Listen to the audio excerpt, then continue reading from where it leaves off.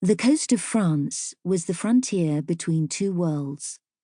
For the unseasoned soldiers packed into the cross-channel ferries, the pleasure steamers, and the cattle boats pressed into service as troop ships, it was the gateway to the war. The real start of the journey towards that unknown front, where the guns rumbled and flashed in the east. For the battle-weary troops, pouring joyfully out of ramshackle trains at the Gare Maritime, kicking the sticky trench mud from their boots as they bounded up the gangway of the leave boat, it was the first stop on the journey home. For many of the badly wounded, whose journey ended at one of the camp hospitals on the edge of the sea, it was the last stop before eternity. From the packed deck of a troop ship on a dull day, even before the denser grey of the coastline itself began to peer through the channel mist, the marquees of the cliff-top encampments were the first sign of landfall. They stretched along the cliffs, snaking south from Calais round Cap Grenay to Wimereux.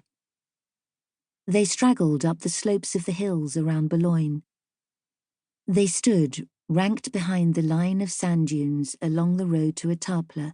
ran on to Merlimont and Burque-Plage beyond Le Touquet, and swept into Normandy by way of Le Tréport, Deauville and Trouville. Yet even that long line of hospitals, whose canvas tents flapped in the sea winds on the French side of the English Channel, was a mere drop in an ocean of sickness and suffering that beggared description. A European war had long been thought to be inevitable,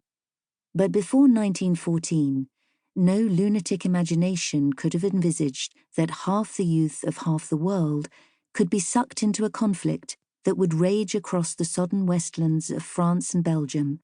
among the sandstorms of Egypt and Mesopotamia, on the high peaks of Alsace, among the mountain passes of the Tyrol, on the barren rocks of Gallipoli, in the hinterland of Africa, and across half the oceans of the world.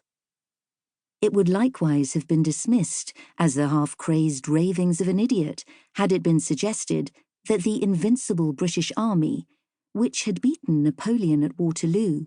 tamed the Russian bear in the Crimea,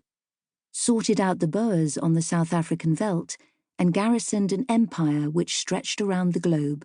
would be ordered to retire as it fired the first shots in its first engagement, and that the name of Mons would go down in history not as a famous battle, but as a famous retreat. On the heels of its burnished cavalry, the first infantry contingents of the British Expeditionary Force made their way towards Mons in the manner of a rambling club, setting out on an enjoyable holiday hike.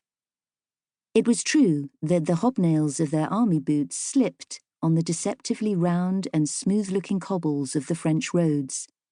and that there were twisted ankles and mammoth blisters to be doctored and cursed at the end of the day. But even that was not sufficient to dampen the festive spirit of the troops.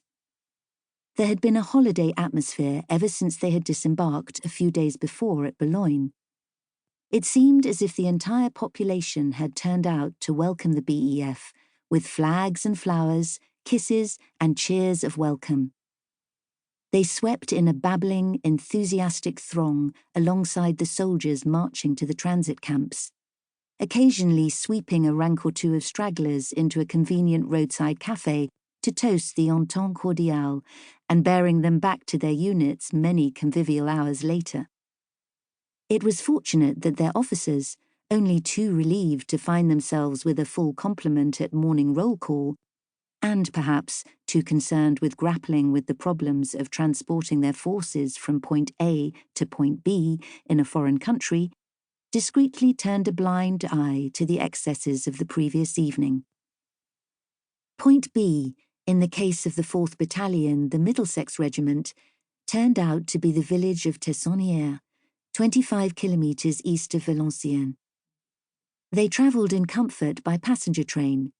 and the sensation caused by their arrival in the midst of the peasants harvesting in the fields only added to the hilarity of the soldiers, already agog with the excitement of the strange sights and sounds of France.